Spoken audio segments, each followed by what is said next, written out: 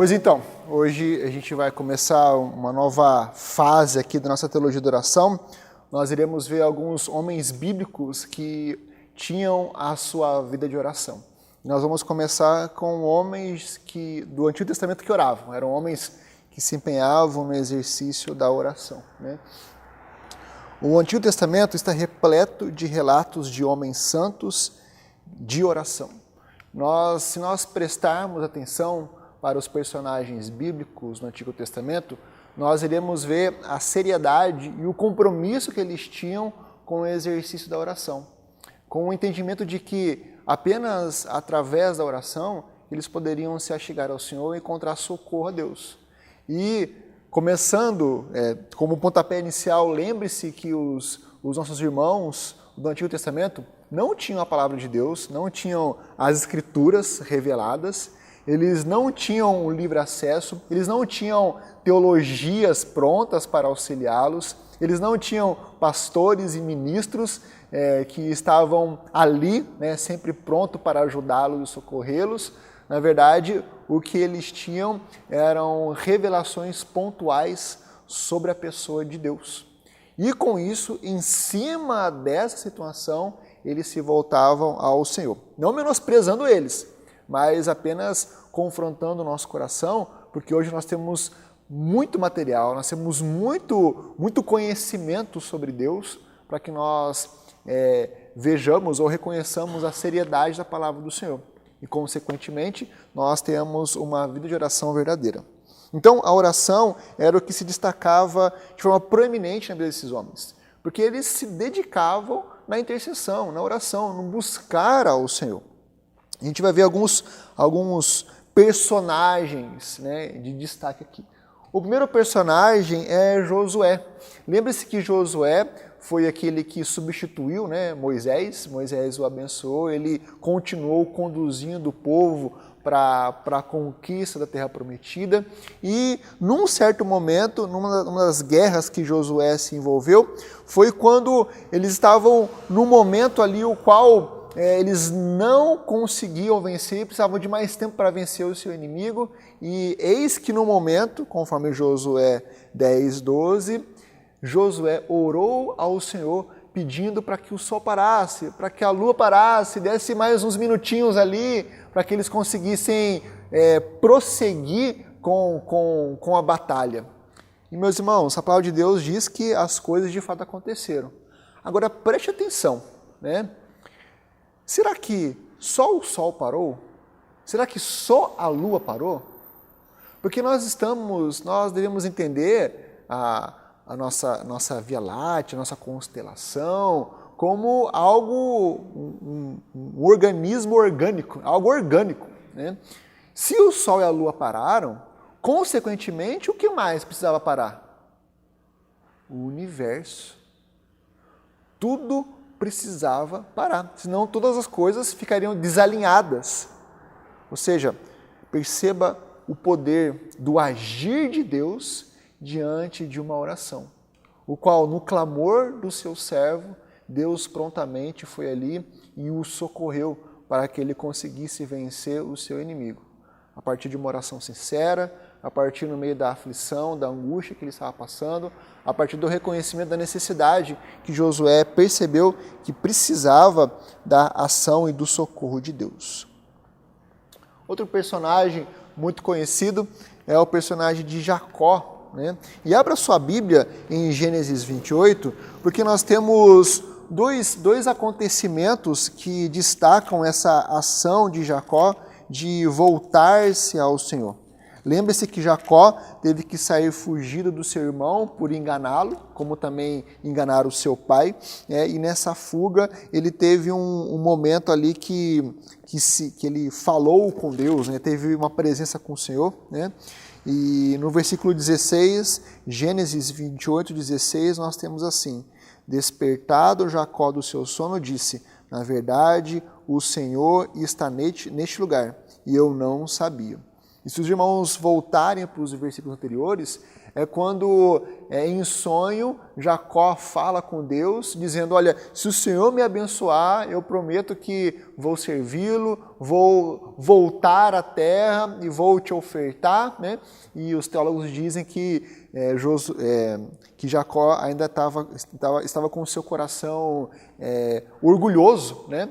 Querendo fazer um negócio com Deus. Ó, se o Senhor abençoar, daí eu vou te servir. Se o Senhor me abençoar, aí que eu vou entregar ofertas ao Senhor, né?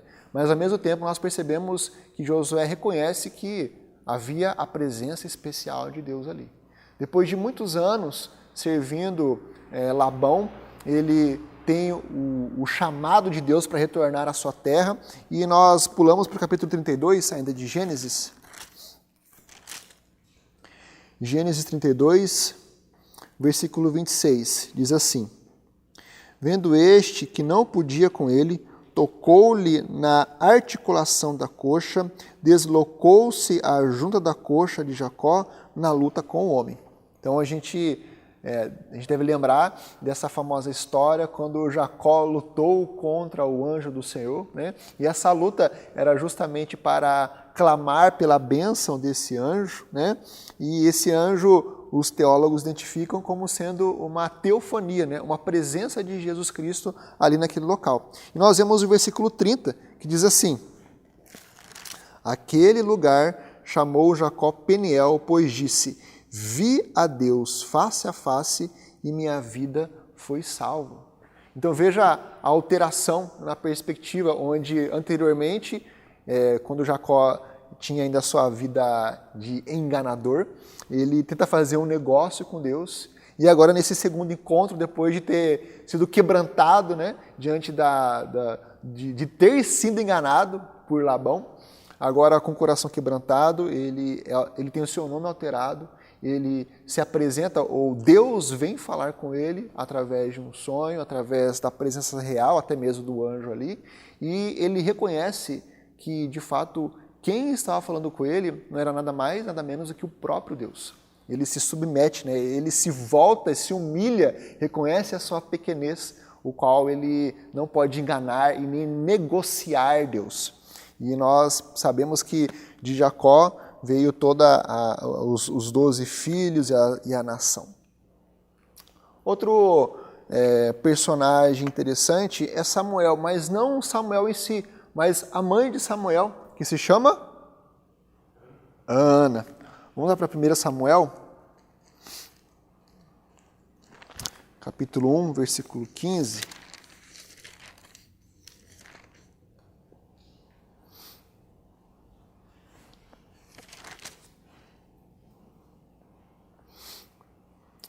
Diz assim: Porém Ana respondeu: Não, senhor meu, eu sou mulher atribulada de espírito.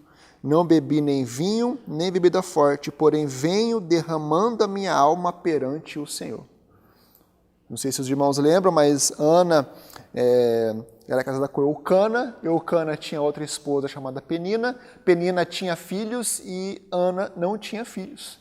E das vezes que Eucana subia para Jerusalém para entregar sacrifício, numa dessas idas, Ana se derrama na presença do Senhor, pedindo para que Deus a abençoe, né? De tal forma que a sua entrega era forte que o próprio Eli achou que ela estava bêbada, né?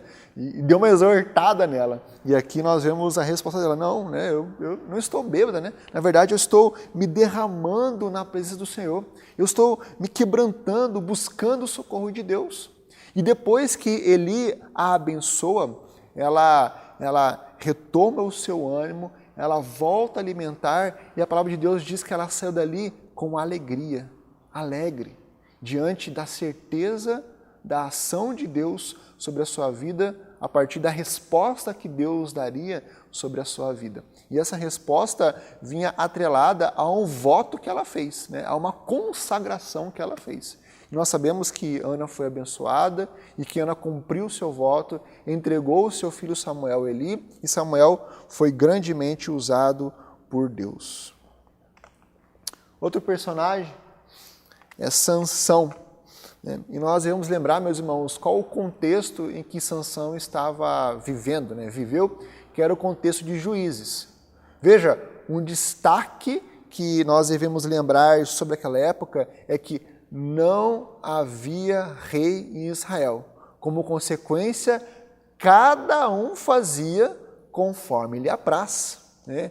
E a consequência disso é que, como cada um fazia conforme dava na sua cabeça, constantemente o povo se desviava dos caminhos do Senhor. E como forma de disciplinar o povo e reconduzi-los para perto de Deus, Deus enviava julgadores a partir dos povos vizinhos para, de fato, trazer pressão, sofrimento sobre o povo de Israel. Como consequência desse sofrimento, Israel clamava ao Senhor, clamava por libertação, Deus levantava um juiz, libertava o povo, trazia a liberdade diante dos outros povos que estavam subjugando Israel, e depois de um tempo o povo novamente se esquecia de Deus e fazia esse ciclo. Mas, de forma especial, vamos ver Juízes, capítulo 15,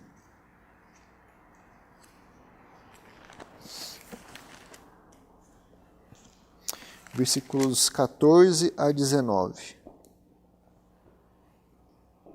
Diz assim: Chegando ele a Lei, os filisteus lhe saíram ao encontro jubilando. Porém, o Espírito do Senhor de tal maneira se apossou dele, que as cordas que tinha nos braços se tornaram como fios de linho queimados, e as suas amarraduras se desfizeram das suas mãos. Achou uma queixada de jumento, ainda fresca a mão, e tomou-a, e feriu com ela 1000 homens, e disse: Com uma queixada de jumento, um montão, outro montão. Com uma queixada de jumento, feri 1000 homens. Tendo ele acabado de falar, lançou da sua mão a queixada. Chamou-se aquele lugar Ramat-Lei. Sentindo grande sede, clamou ao Senhor e disse: Por intermédio do teu servo deste esta grande salvação. Morrerei eu agora de sede e cairei nas mãos destes incircuncisos? Então o Senhor fendeu a cavidade que estava em Lei, e dela saiu água. Tendo Sansão bebido, recobrou alento e reviveu.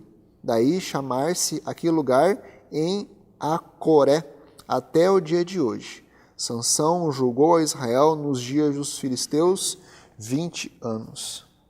Meus irmãos, por mais inconstante que fosse tanto a vida de Sansão quanto a vida dos outros juízes, né? Por mais distante que estes homens, até mesmo Sansão, andou de Deus, porque nós sabemos que Sansão, ele vacilou, e vacilou bonito, por mais pecadores que esses homens pudessem ser, que os juízes que Deus levantou pudessem ser, quando uma dificuldade atingia esses homens, eles consequentemente clamavam ao Senhor, pediam ao Senhor por livramento, e como regra, quando eles se arrependiam, Deus ouvia os seus clamores e vinha até eles para socorrê-los.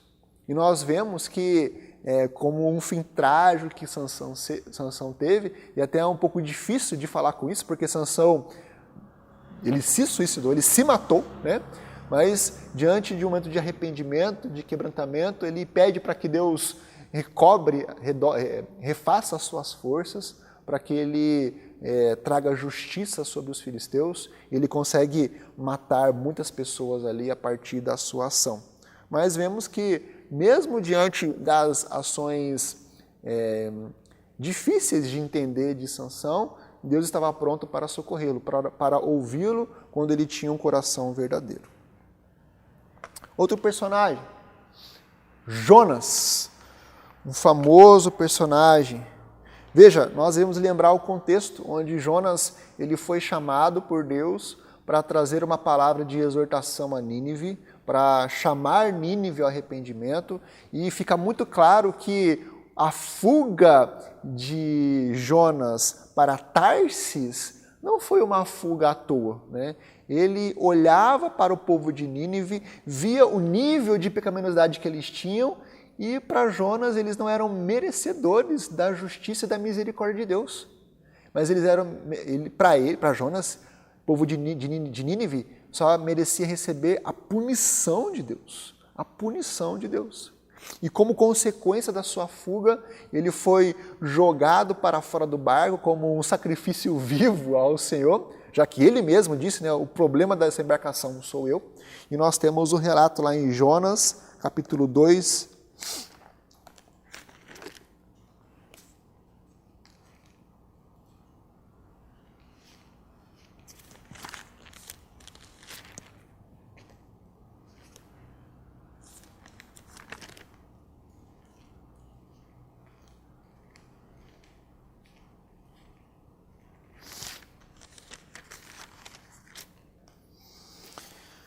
Jonas 2, versículo 2, diz assim: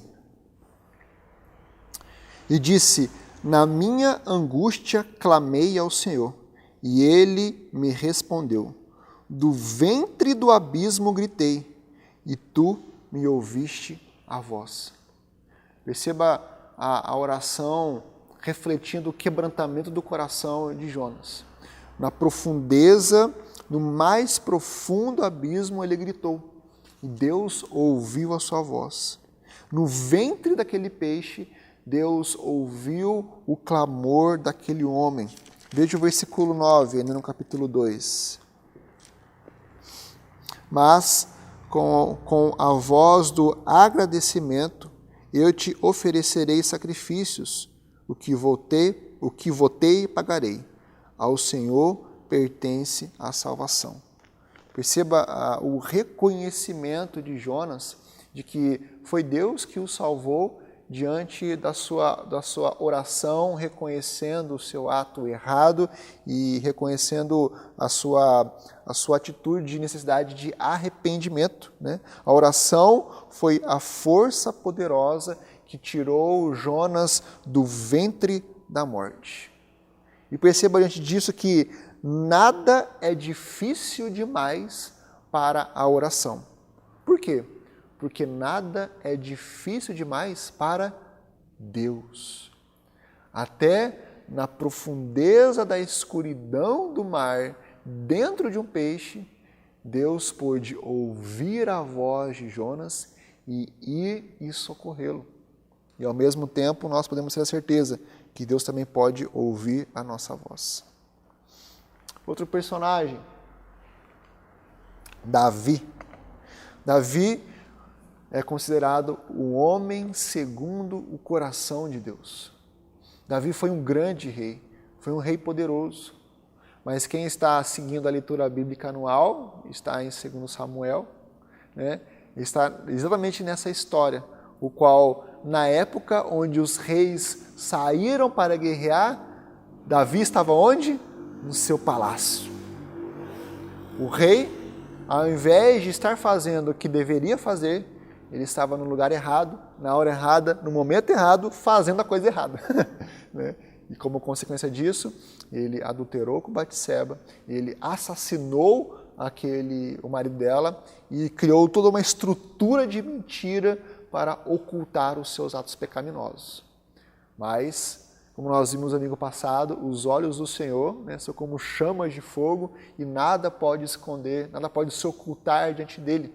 Então Deus levanta Natã para confrontar o coração de Davi. Abra sua Bíblia em Salmo 55, versículo 17.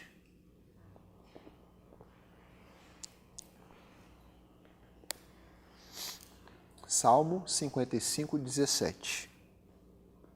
Diz assim: à tarde, pela manhã e ao meio-dia farei as minhas queixas e lamentarei, e ele ouvirá a minha voz. Davi conhecia o caminho para Deus e se encontrava com frequência neste caminho.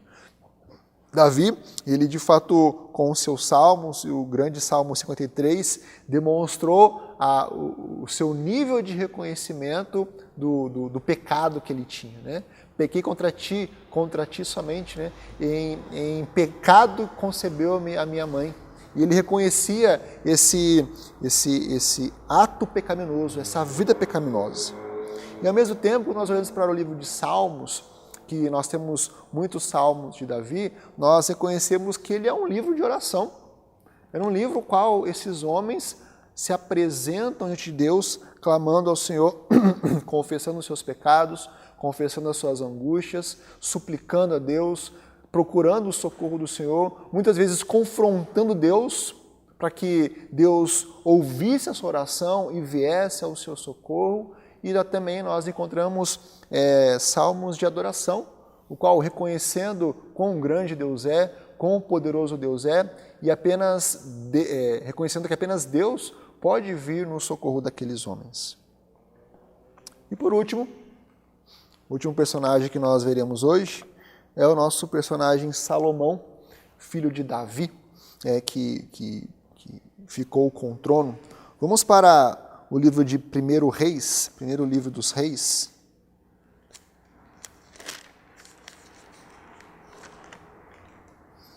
Capítulo 3.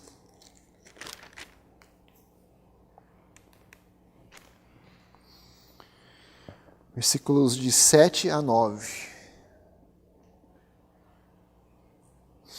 1 Reis, capítulo 3, de 7 a 9, diz assim: Agora, pois, ó Senhor meu Deus, tu fizeste reinar teu servo em lugar de Davi meu pai. Não passo de uma criança, não sei conduzir-me. Teu servo está no meio do teu povo que elegeste, povo grande, tão numeroso, que se não pode contar.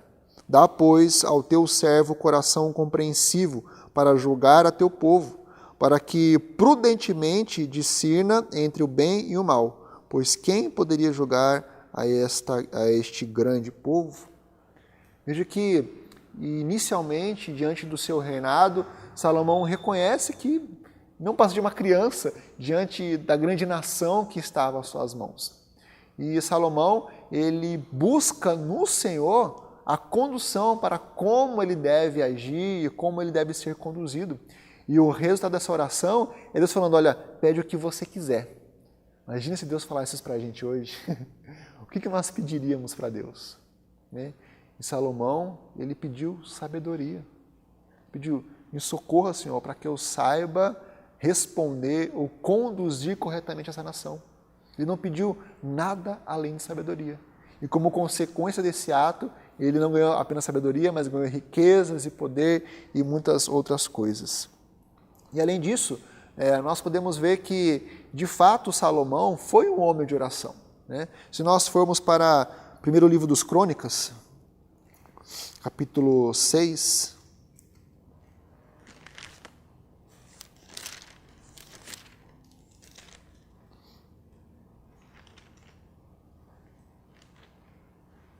acho que é segundo Crônicas. Segundo Crônicas. Capítulo 6.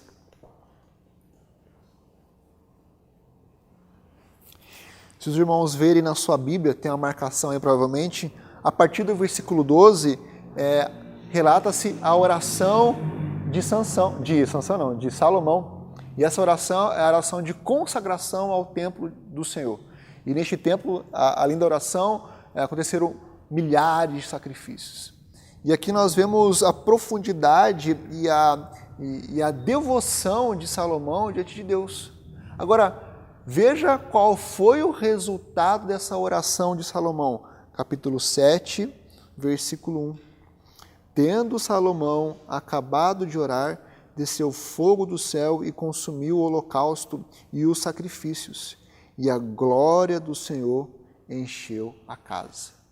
A glória do Senhor encheu a casa. Veja como resultado da oração de Salomão, como o ato de consagração de forma sincera daquele templo, Deus de fato abençoou aquele local, Deus de fato se fez presente ali naquele momento. E meus irmãos, esse é o objetivo da oração, de que Deus se faça presente em meio às nossas angústias. Que Deus se faça presente e nos socorra diante das nossas aflições, diante das nossas necessidades. Que Deus se faça presente e venha nos erguer, nos fortalecer quando nós estamos fracos, quando nós estamos cambaleando ou quando até mesmo nós estamos caídos. Apenas Deus, através da oração, pode vir em nosso favor. E que nós olhemos para esses grandes homens da Bíblia, e nós veremos mais outros grandes homens, e que possamos seguir o exemplo deles, que, sendo homens de oração, buscaram ao Senhor, e que a partir do exemplo deles, nós possamos também ser homens e mulheres de oração, buscando ao Senhor em todo o tempo, de manhã, à noite e de tarde. Em nome de Jesus, amém.